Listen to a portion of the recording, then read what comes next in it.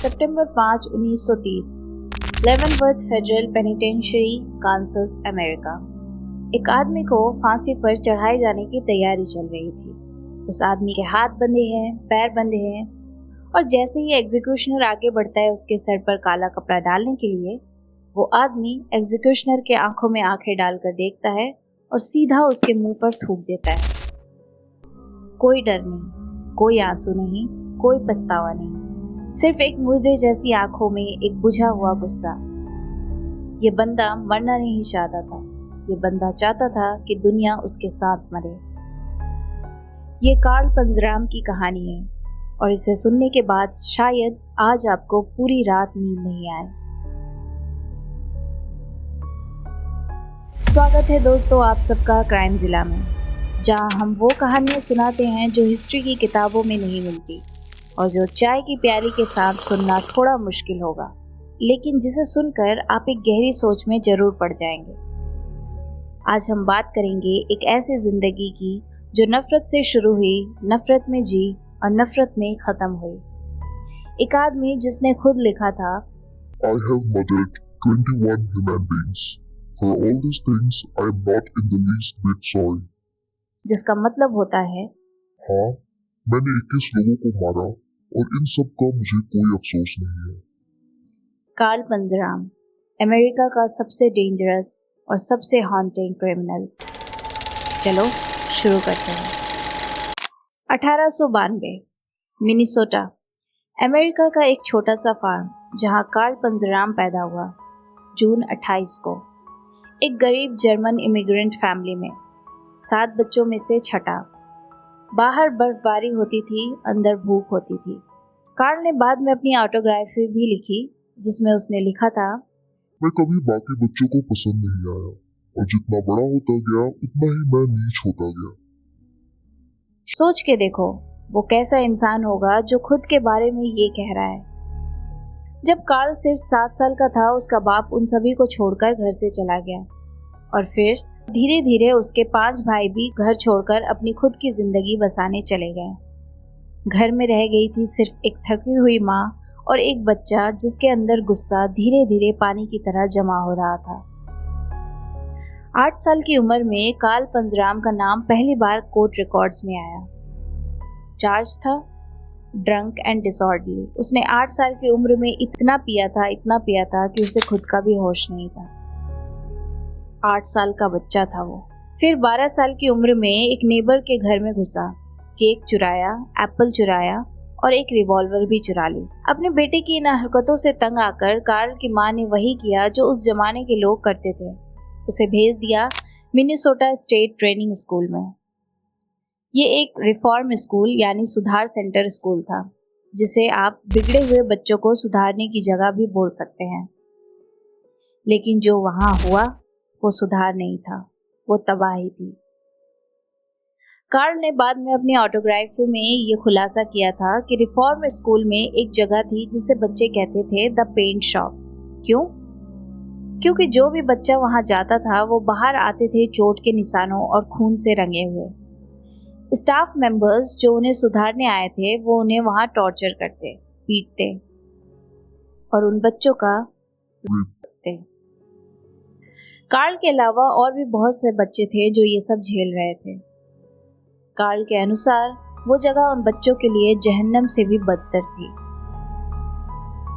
और मैं कहानी के इस मोड़ पर थोड़ा रुकना चाहूंगी ताकि आप इस बात को प्रोसेस करो और समझो। ये एक 12 साल का बच्चा है जिसके बाप ने छोड़ दिया, जिसके सभी भाई छोड़कर चले गए, जिस पर सोसाइटी ने यह ठप्पा लगा दिया कि वो अब सुधरने के काबिल भी नहीं है। और इन सब के बाद जब उसे सुधार सेंटर भेजा गया और वहां भी उसका टॉर्चर, दर्दनाक पिटाई और स्टाफ द्वारा बलात्कार किया गया। क्या उस सुधार सेंटर के दरवाजे से कोई अच्छा इंसान बाहर आ सकता था? कार्ल का जवाब था नहीं। जुलाई 7, 1905, कार्ल पंजराम ने उस सुधार सेंटर के स्कूल में आग लगा दी। पूरी बिल्डिंग जल गई पर कोई पकड़ा नहीं गया और उसके अनुसार ये उसकी जिंदगी की पहली अचीवमेंट थी जिस पर उसे खुशी हुई। यहाँ से कार्ल के साथ जो भी बच्चे थे उन्हें घर भेज दिया गया कुछ दिन सब कुछ ठीक चला और फिर दोबारा से उसकी माँ ने उसे पैसा चुराते हुए पकड़ लिया और फिर से दूसरी बार उसे एक दूसरे सुधार सेंटर में डाल दिया गया। यहाँ से निकलने के बाद कार्ल ने अपनी चुराई हुई रिवॉल्वर से पैसे चुराते वक्त एक क्लर्क को मारने की कोशिश की और अपनी कोशिशों में नाकाम होकर पुलिस से बचने के लिए वो घर छोड़कर भाग गया। बिना पैसों के वो घर से निकल गया, कभी न वापस आने के लिए।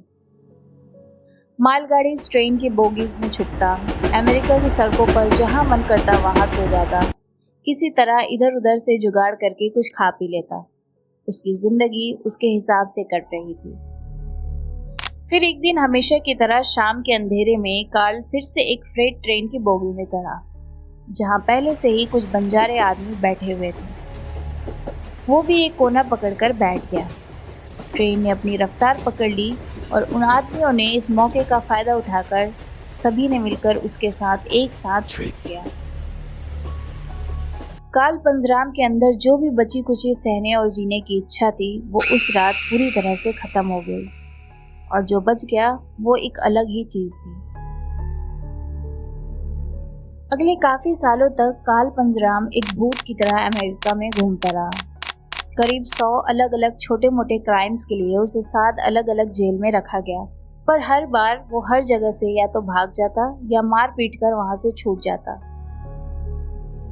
वो 10 से ज्यादा फेक नेम यूज करता, Jefferson Davis, John O'Leary, Jeff Baldwin, etcetera etcetera, और उसके इसी तरह तरह के फेक नाम की वजह से पुलिस कभी उसे पूरी तरीके से जेल में नहीं डाल पाई। उसके अनुसार उसे पकड़ना पुलिस के लिए मुश्किल था, क्योंकि वो खुद नहीं जानता था कि वो कौन है। 1907 मोंटाना। कार्ल ने आर्मी ज्वाइन की और ड्रंक होकर तमाशा किया और अपने सुपीरियर का ऑर्डर ना फॉलो करने के जुर्म में उसे फोर्ट लेवनवर्थ नाम के मिलिट्री प्रिजन में भेजा गया। वो प्रिजन जो बाद में उसकी जिंदगी की सबसे बड़ी जगह बन गया। फोर्ट लेवनवर्थ में जो टॉर्चर कार पे हुआ वो सब ऑफिशियली डॉक्यूमेंटेड है। जिस्म को तोड़ देने वाली मजदूरी, पिटाई और अकेलापन। कार्ल ने बाद में लिखा, जो थोड़ी सी अच्छाई मुझ में बची थी वो फोर्ट लेवनवर्थ ने खत्म कर दी। और यही वो मोमेंट था जब सब कुछ बदल गया। यहाँ से निकलने के बाद कार्ल अमेरिका में एक अलग ही तरह का आदमी बनकर रह गया था। लंबा चौड़ा गठीला शरीर, फिजिकली बहुत पावरफुल। सालों की फोर्स्ड लेबर ने उसे एक इंसान नहीं, एक मशीन और हैवान बना दिया था और उसके अंदर एक ऐसे अंधेरे ने जन्म ले लिया था जिसे कोई भी रोशनी नहीं मिटा सकती थी। 1920 कार्ल ने न्यू हेवन कनेटिकट में एक घर में चोरी की। कोई आम घर नहीं, विलियम हॉवर्ड टैफ्ट का घर, अमेरिका के पूर्व प्रेसिडेंट का घर, वही टफ्ट जिसने कार्ल की मिलिट्री सेंटेंस अप्रूव की थी। कार्ल को पूरी तरह पता था ये घर किसका है और उसने जानबूझकर इस घर को टारगेट किया। अंदर से उसने कुछ ज्वेलरीज, बॉन्ड्स और टफ्ट का पर्सनल .45 कैलिबर कोल्ट पिस्टल चुराया। अब कार्ल के पास एक एक्स प्रेसिडेंट का गन था और उस गन से उसने एक याच खरीदी, नाम रखा अकिस्ता। रात के अंधेरे में कार्ल पोर्ट के बाहों में खड़े बार से सेलर्स को बुलाता, उन्हें दारू पिलाता, याद पर ले जाता, उनके साथ रेप करता और फिर उसी चुराई हुई टफ्ट के पिस्टल से उन्हें शूट करता और फिर उसी पानी में डंप करता। इसी तरह कम से कम उसने 10 लोगों को मारा था, वो भी 3 महीने के अंदर। 3 महीने के अंदर।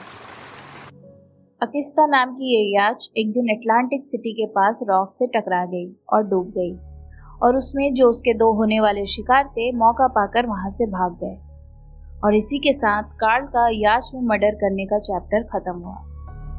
लेकिन कार्ल नहीं खत्म हुआ और ना ही वो रुका। 1921 कार्ल फिलाडेल्फिया से एक और क्राइम केस से भागता हुआ पोर्चुगीज अंगोला जा रही शिप को पकड़ के वहां से अफ्रीका के लौंडा नाम की जगह पहुंचा। यहाँ पहुंचकर उसने कुछ महीने के लिए एक ऑयल रिग पर काम किया और फिर अपनी ही आदत के मुताबिक इस ऑयल रिग को जला दी। उसके अनुसार उसका ऐसा करने की सिर्फ एक ही वजह थी और वो थी नफरत।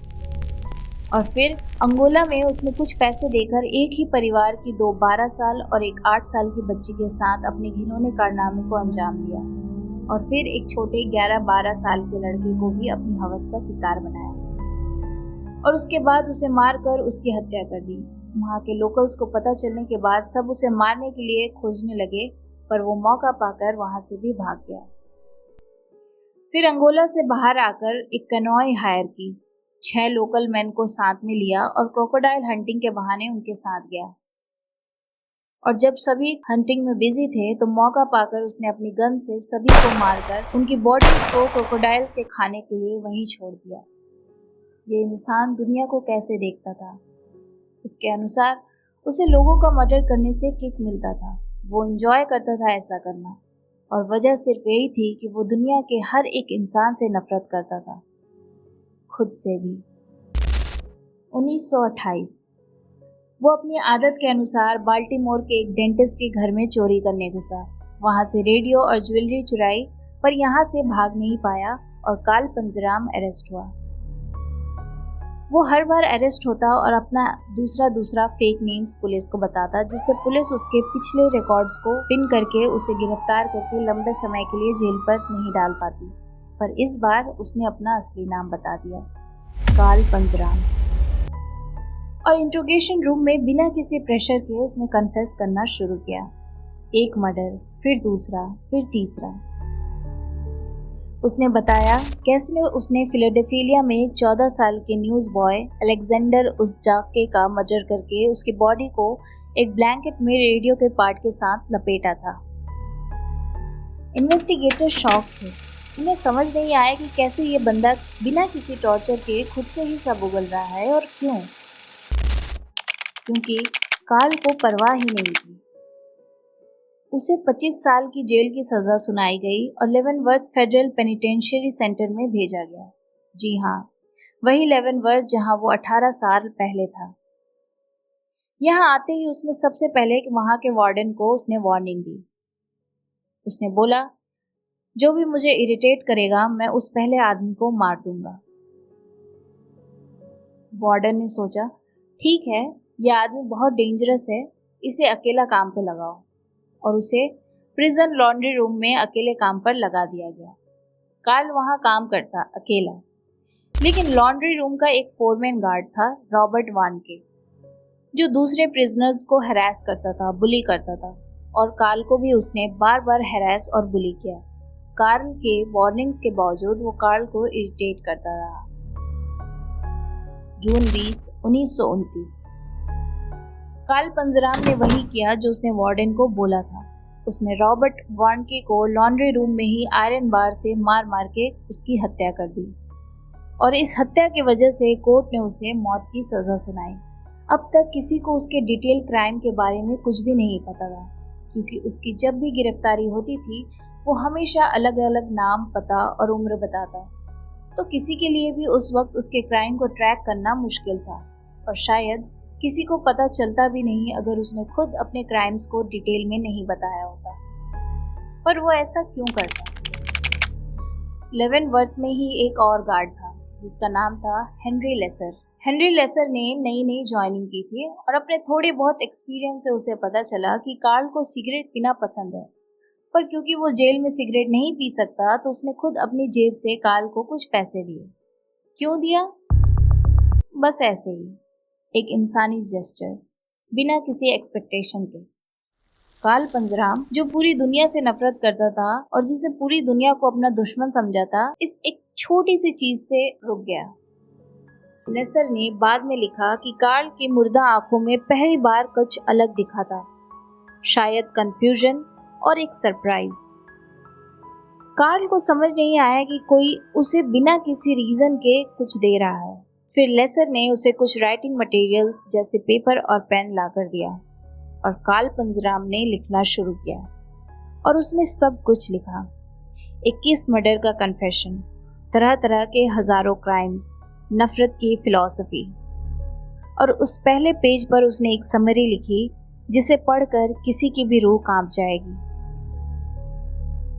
इस जिंदगी में मैंने 21 लोगों को कत्ल किया, 1000 तरह की लूटपाट, चोरी, छिनैती, डकैती, आगजनी की, और सिर्फ इतना ही नहीं, मैंने 1000 से ज्यादा आदमियों के साथ सदोमी किया और इन सब के लिए मुझे 1% भी पछतावा नहीं है। मेरे अंदर कोई भी अंतरात्मा या जमीन नहीं है और ना ही मैं किसी इंसान, गॉड या शैतान को मानता हूँ। मुझे इंसान की हर एक नस्ल से नफरत है, खुद से भी। खुद से भी। कार्ल पंजराम दुनिया से नफरत करता था क्योंकि शायद सबसे ज्यादा वो खुद से नफरत करता था। लेसर ने वो मैन्युस्क्रिप्ट सालों तक संभाल के रखे। वो चाहता था कि दुनिया कार्ल की असली कहानी जाने, डरा देने वाला एक राक्षस की तरह नहीं, बट एज अ वार्निंग, टूटे हुए सिस्टम का क्या रिजल्ट होता है। लेसर इस किताब से दुनिया को ये बताना चाहते थे। और फिर 1970 में इस बुक को पब्लिश किया गया, जिसका नाम था killer, a journal of murder. Carl की आवाज में, कार्ल के खुद के अल्फाजों में। रॉबर्ट वार्नके के कत्ल के लिए कार्ल पंजराम को मौत की सजा सुनाई गई। पर आश्चर्य की बात यह है कि उसे मृत्यु दंड से बचाने के लिए कुछ ह्यूमन राइट एक्टिविस्ट भी आ गया है। पिटीशन करनी चाहिए, अपील करनी चाहिए। पर इन सब लोगों से इम्प्रेस होने की जगह कार्ल का उनके लिए जवाब था, तुम जैसे एक्टिविस्ट के लिए मैं बस इतना ही कहना चाहूंगा कि शुक्र मनाओ भी तुम जैसों की गर्दन एक साथ एक नहीं है, वरना मैं तुम सभी को एक साथ अपने हाथों से दिला दबाकर जिंदा मार देता। और ये कोट आज भी टेक्स्ट बुक्स में है। The only thanks you and your kind will ever get from me for your efforts on my behalf is that I wish you all had one neck and that I had my hands on it. वो मरना चाहता था, लेकिन अपनी शर्तों पर। सितंबर 5, 1930 Karl फांसी पर लटकाए जाने के लिए उस प्लेटफॉर्म गैलो पर लाया गया। और जैसे ही एग्जीक्यूशनर ने काला कपड़ा डालने की कोशिश की, कार्ल ने उसके मुंह पर थूक दिया। और उस एग्जीक्यूशनर के अनुसार उसकी आखिरी बात थी, जल्दी करो मूर्ख, अब तक मैं दर्जनों को फांसी पर चढ़ा चुका होता। Hurry it up, you horseshit bastard. I could hand a dozen man while you are fooling around. 38 साल का था कार्ल पंजराम जब वो मरा। 38 साल, एक जिंदगी जो शुरू हुई थी मिनेसोटा के एक टूटे हुए फार्म पर, खत्म हुई एक फेडरल प्रिजन के गैलोज पर। काफी दिन तक किसी ने उसके डेथ न्यूज पर कुछ खास ध्यान नहीं दिया। लेसर ने वो पेपर संभाल के रखे 40 सालों तक, तब तक जब तक किसी पब्लिशर ने सुनने की हिम्मत नहीं की। और फाइनली 1970 में दुनिया ने सुना। और आज कार्ल पंजराम को क्रिमिनोलॉजी के प्रोफेसर पढ़ते हैं, साइकोलॉजी के रिसर्चर स्टडी करते हैं, उसे ग्लोरीफाई करने के लिए नहीं, बल्कि उसके दिमागी पंजरों को समझने के लिए। क्योंकि जो सुधार सेंटर नाम के सिस्टम ने एक 8 साल के बच्चे के साथ किया और दोबारा से एक 12 साल के टूटे हुए इंसान के साथ किया, उसका खामियाजा कई बेगुनाह लोगों को भुगतना पड़ा, जिनका उससे कोई लेना देना नहीं था। 21 मासूम लोग और 1000 से भी ज्यादा लोग उसके अंदर बने नफरत का शिकार हुए। और शायद दुनिया के बहुत सारे कोने में आज भी ऐसा बार बार होता है। जब तक ऐसे सिस्टम इस दुनिया से पूरी तरह से खत्म नहीं होते, तब तक कोई भी पूरी तरह सेफ नहीं है। कार्ल पंजराम का जवाब था, सोसाइटी ने मुझे बनाया, मैं सोसाइटी का ही प्रोडक्ट हूँ। सच था या नहीं, ये डिबेट आज भी चल रही है। लेकिन एक बात तय है, वो दरवाज़ा जिस पेंट शॉप से वो टूटा, वो कभी किसी के लिए नहीं खुला दोबारा।